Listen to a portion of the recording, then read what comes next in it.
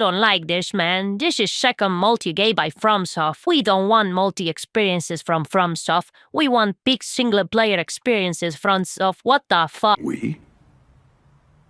Who's we? I am pretty sure that many of you have already heard of Fromsoft's new title called the Duskbloods. That's really hard to pronounce for me, so I'm just gonna call it the Dulocs. People of Duloc, I suck your Scheduled to release in 2026. The trailer instantly flooded the brains of Bloodborne fans with galactical amounts of dopamine, only to have the biggest crash of their lives exactly 3 minutes later when they realized the game was going to be a Nintendo Switch 2 exclusive.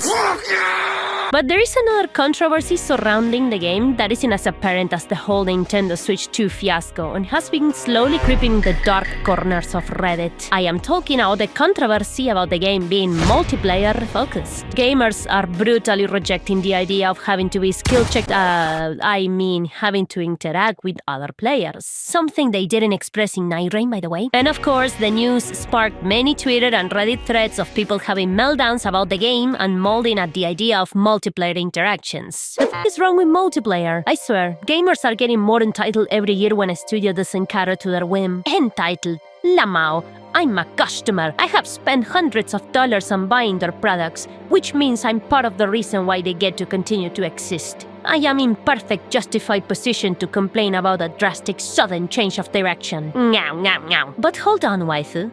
I hear you say. Don't all Souls games have multiplayer features? Well, yes, my dear Milanesita Napolitana, you are right. All previous games made by Fromsoft included some sort of multiplayer feature. It's what keeps these games alive on the long run, when you already experienced everything the PvE has to offer. You could argue that Sekiro didn't have any, but multiplayer features are one of the defining features of Souls games. A fact your common Redditor may disagree with. If this is a multiplayer-focused game, my interest just drops significantly. I just want a normal Souls game. They just confirm it's a multiplayer action game where you can do up to 8-player matches of PvPVE. Pretty disappointing that even Miyazaki is disrespecting MP stuff. Well, there goes all my interests. Dios, no pueden ser tan vírgenes. Look, if Night Rain can be full PvE multiplayer, this thing can be full PvP multiplayer. I bet my left tit that the fear of getting skill-checked by other players is what has some of these guys railed up so much. There's nothing wrong if you prefer a single-player experience, but you don't have to be a baby about it. Souls games have always been a mixture of PvP and PvE, and they are now doing 2 games to focus explicitly on those things, so they can improve it and add it into a new game in the future, probably. But why is this fuss all about? What exactly is this new multiplayer-focused PvP-PvE experience? Is it really as bad as Redditors are making it out to be? Well, who better than our favorite game director to tell us all about it? We even have some cute new pictures of him. How adorable. He first shares how the development of the Dulocs came to be, explaining that the project was mostly funded by Nintendo, and when they were approached by Nintendo again with talks of the Switch 2, they made it an exclusive so they can focus on the online features. Snake, could you please read Miyazaki's quotes? Huh? What? Why me? Because if you don't do it, I'll get rid of your reticulated Python supply. In terms of structure, we consider it a PvPVE title. At its core, it's an online multiplayer-focused game, with both player versus player and player versus enemy gameplay. And I'm really sorry to burst your Redditor bubble, but the big man himself said that he always found the PvPVE structure very interesting, as it allows for a broad range of game design ideas while also letting them leverage their experience of designing challenging enemy encounters. But don't panic, my little soy Jackie friend, because he also said this. As a side note, please allow me to address one thing. As previously mentioned, this is an online multiplayer title at its core, but this doesn't mean that we as a company have decided to shift to a more multiplayer-focused direction with titles going forward. The Nintendo Switch 2 version of Elden Ring was also announced, and we still intend to actively develop single-player-focused games such as this that embrace our more traditional style. Thank you, Snake. Here's your Python.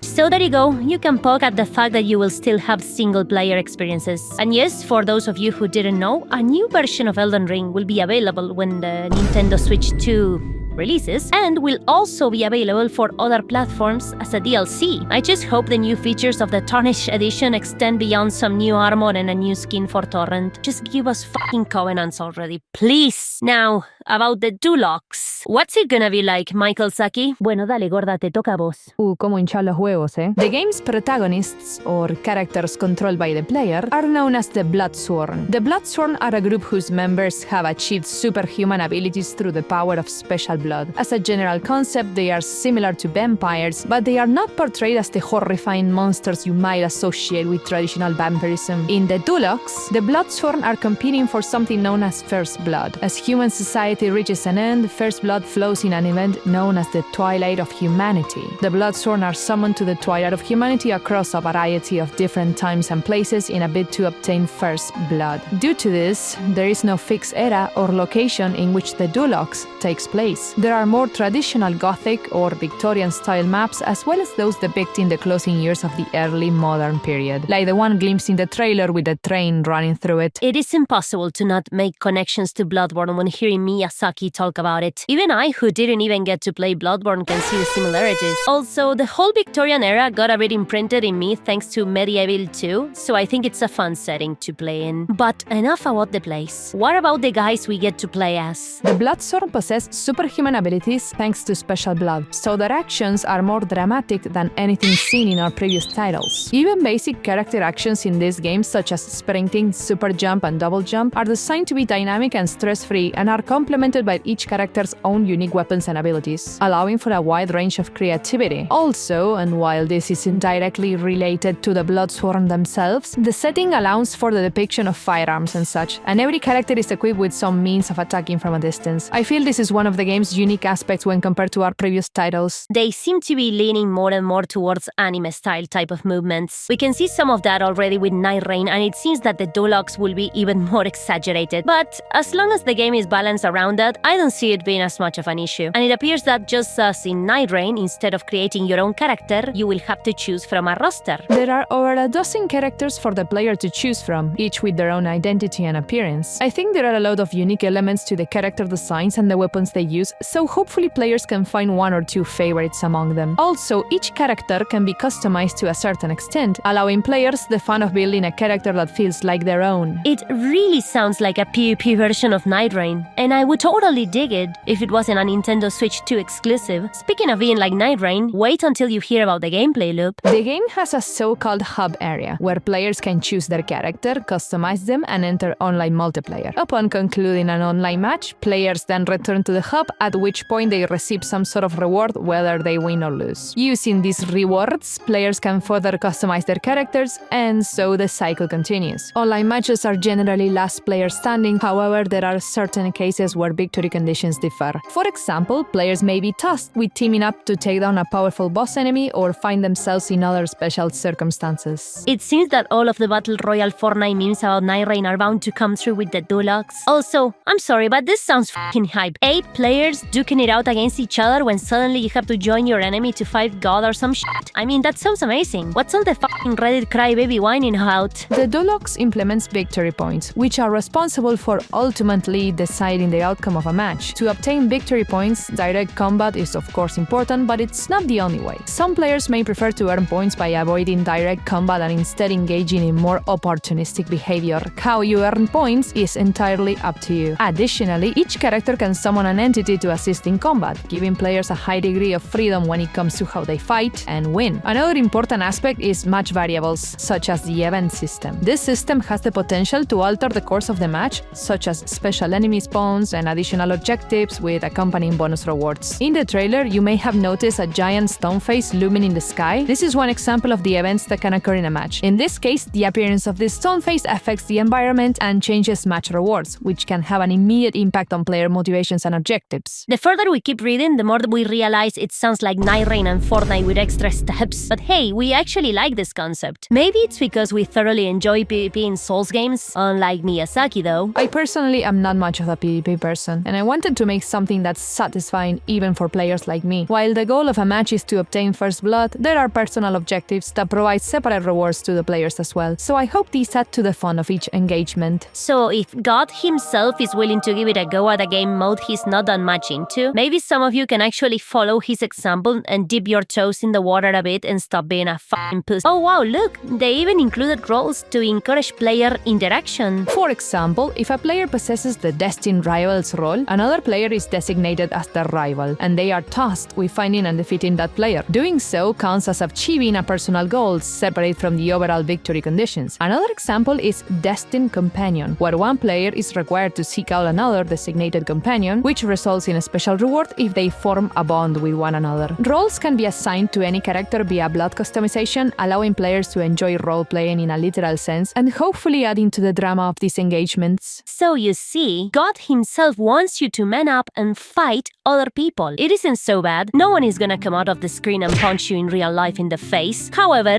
not everything is about players fucking up other players. Lore enjoyers will be happy to know that, just like in any other Souls game, the man himself made it so for you to find lore in the tiniest things. One thing I love doing in any game I direct is leaving fragments of lore and world-building details, allowing the player the fun of using their imagination to make connections. The Duskbloods is no exception to this. However, we have gone about it a little differently from previous titles. The fragments this time are found in the previously mentioned character customization items, their blood history and fate. Customizing a character will reveal a piece of information regarding the world and its unfolding story. So as it stands now, the Duskbloods seems to have a little bit for everyone, with the focus on players duking it out like madmen, which I personally really love. I honestly am quite hyped for this title, and the fact that there's people crying about the PvP aspect already only serves to sweeten the deal for me. Sorry, I'm a little bit sadistic. However, the Switch 2 exclusivity is certainly a major turnoff for me. I honestly do not know if spending over $600 overall just to play the game is going to be worth it, and I can just make that money back by making content out of it. What's left for the poor guy who just wants to join the party and have some fun? He has to spend over $600 on a Nintendo Switch 2 and the online thingy to be able to play online? I don't know if many gamers are willing to do that, to be honest. So,